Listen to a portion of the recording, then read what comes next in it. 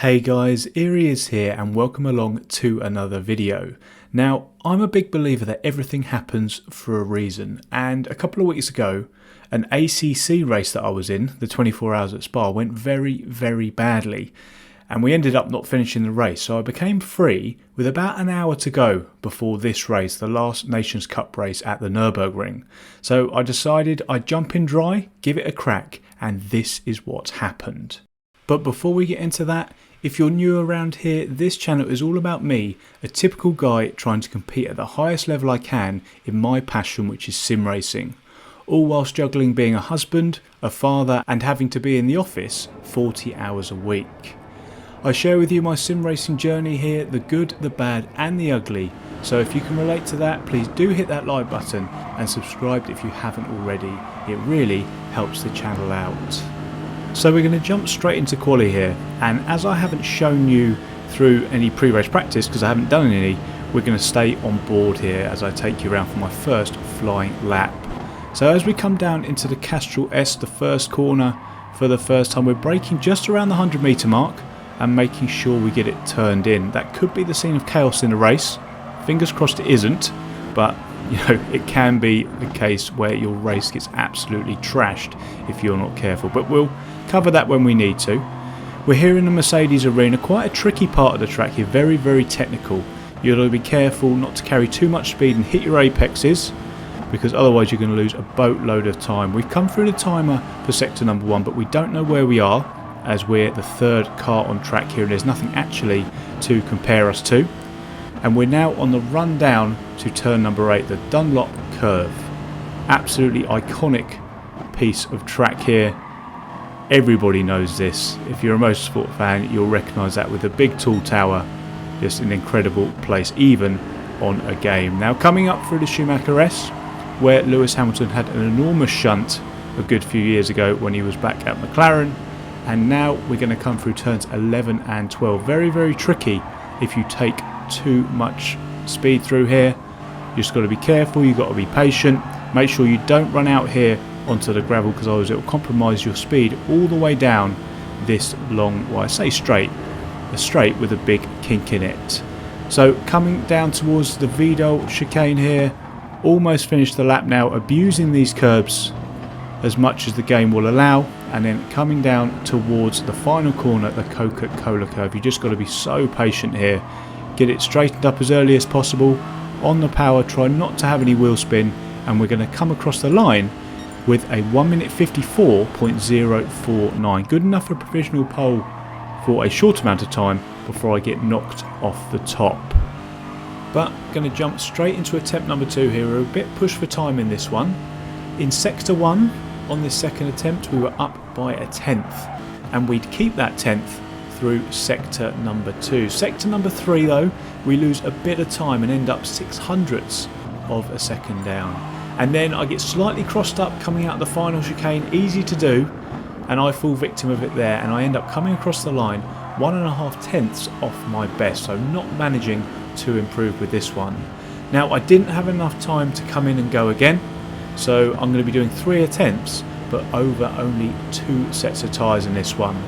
So I'd be doing this third attempt here on older tyres, which means I'm going to have less grip, and I'm going to have a great lap if I'm going to improve here. Really, in hindsight, what I should have done is, as soon as I got crossed up coming out of that final chicane, I really should have just quit, because I knew that I had over 2 minutes at that point, and I would have been just about able to get a fresh set on and then start my lap as time expires. But it wasn't meant to be, and sector 1, same sort of theme, up by a 10th again. But sector 2, you can see that the grip levels there are beginning to hamper us, and we're 14 thousandths of a second down. And then sector 3, it all just starts disappearing. 3 tenths down, much slower though through that third sector for those reasons, which I assume is going to be grip, because it didn't feel too bad and I didn't feel like I made too many mistakes. And then it all culminates with me coming across the line to finish my quali session half a second off my best. So finishing the second 2 tenths off pole, but being all the way down in 6th, shows how close this lobby is. I think I could have got pole maybe if I hooked everything up and did a perfect lap, as I was up on 2 out of my 3 attempts, but it wasn't meant to be, so we move on and let's see if we can make any progress in this race. It's going to be tough though. There's some quick drivers in this one, Ollie's in here too, so everything is set for what could be a great race here. I do need though to get through turn number 1, that's very important, and then I can settle down and run my own race. But let's see how it pans out as we move onto the final Nations Cup round of this season. So here we are then, unusually lined up on the grid for this standing start. So you can see me doing lots of fiddling on the wheel here. Traction control is going to go to 2, and I'm going to keep my hands in this position because I need to undo it all once I get underway. So just waiting for the lights to go out here, and you're going to see, keep your eyes to the left, Ollie is going to get a fantastic start in that NSX. We don't get a bad one ourselves. We're going to move up to 5th almost straight away and then move to the inside to try and cover it off. But as we enter turn number 1, I evidently didn't cover off the inside enough, and the Viper is going to go up the inside. So we're down to 6th again, but we made it through T1, that's the main thing. We've navigated this high risk part of the race, no problems for us there, and we can just crack on with the next phase. But moving on board here with Ollie, coming out of the Mercedes-Benz arena, he's going to get himself a penalty. Really not what you need on lap 1 of such a tight lobby, and then coming down the hill, he's going to get off the racing line and ends up all the way down in 7th. And up to 6th we go as a result. Behind us actually is Treviso, a driver who you may recognise from the last time out at Laguna Seca, who actually gave up from what I can see. So hopefully he'll do that again, as I could do without the pressure, quite frankly. So the race that we're in today is the final round of the latest Nations Cup season. The car I'm in is the trusty Lexus. Everybody knows I love a Lexus. And I'm wearing a Pokemon livery today.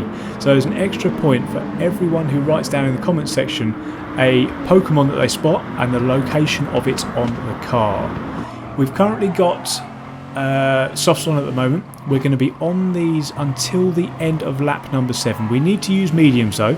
So we're going to go soft until the end of lap number 7. Change to some more softs until the end of lap 13. And then use the mediums for 2 laps.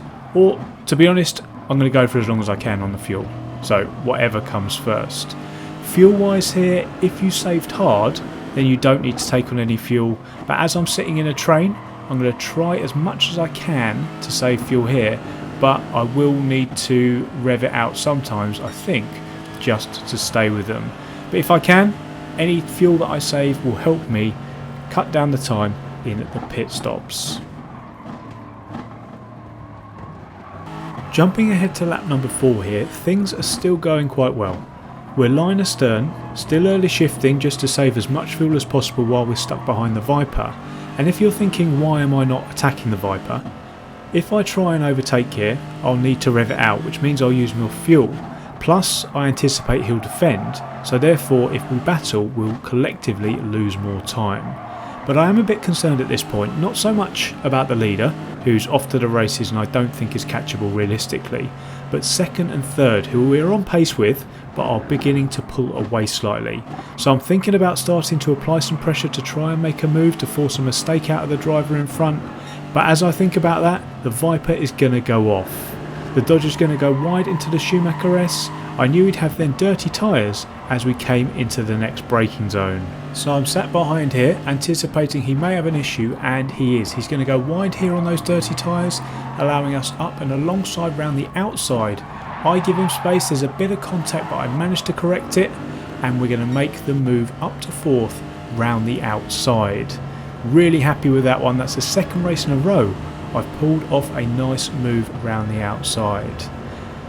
So, by the way as well, I should have mentioned, for those who are asking what wheel that I use, I know I get plenty of questions about this, so I really need to just keep reminding everybody that my entire setup is in the description down below.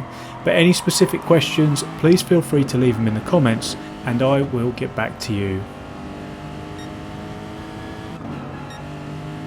Moving a little further down the lap then, and we've managed to pull a gap to the Viper behind.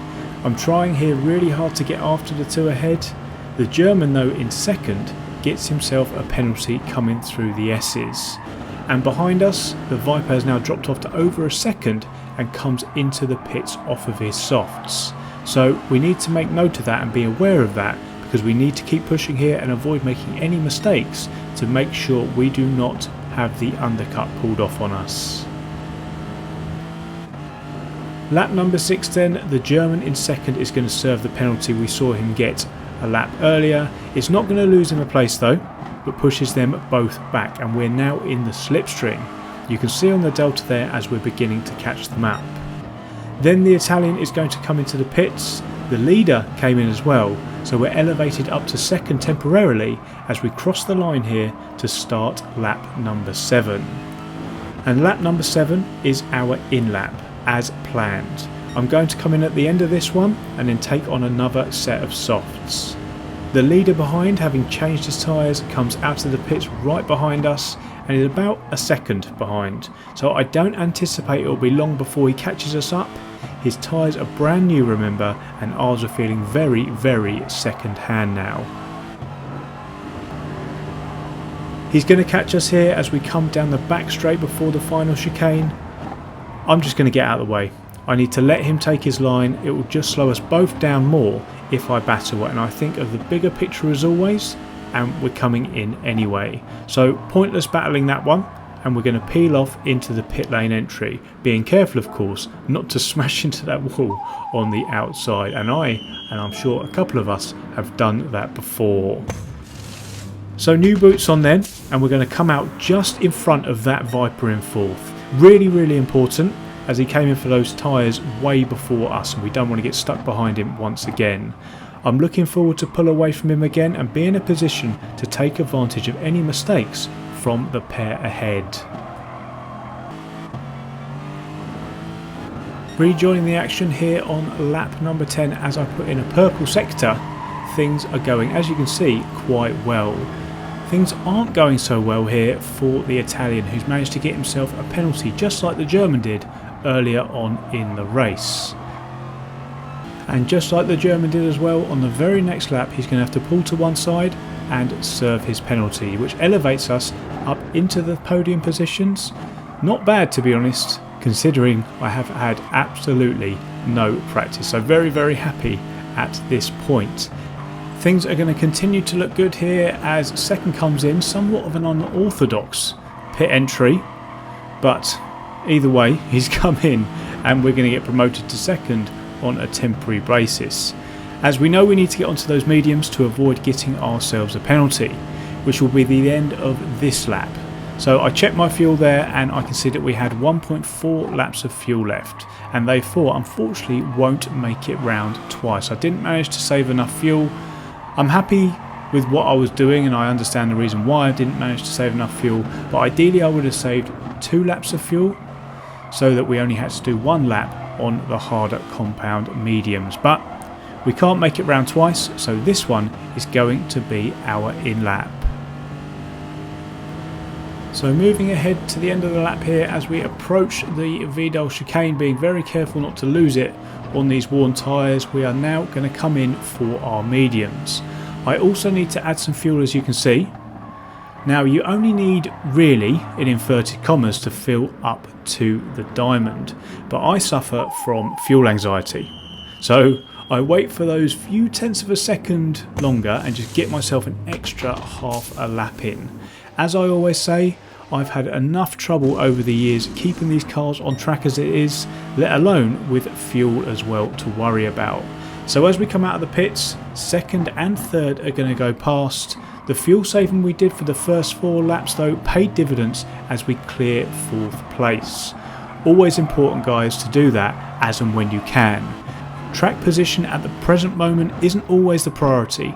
Think of later down the line as well, and just try and have that bigger picture thinking, and it will really, really pay dividends. But for me, that was the way it was going to stay. I couldn't catch up with the Italian, and in turn the drivers behind couldn't catch up with me.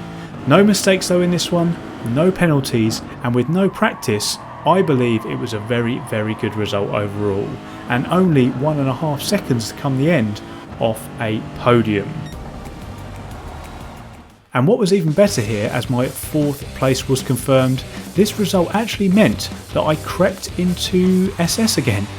I actually, with this result, managed to claim 198th place in the EMEA region, and to show you how close that was, and for people who don't know, the top 200 drivers in each region get the SS badge. So very happy with that one. It was a roller coaster after the ACC race didn't go well, but it shows that everything happens for a reason. So as we check out our driver rating here, this is going to be the end of the video. I hope you enjoyed the video, guys. If you did, please do hit that like button and make sure you're subscribed to the channel if you haven't already. Thanks again so much for watching though, guys, and I will see you in the next one. Cheers.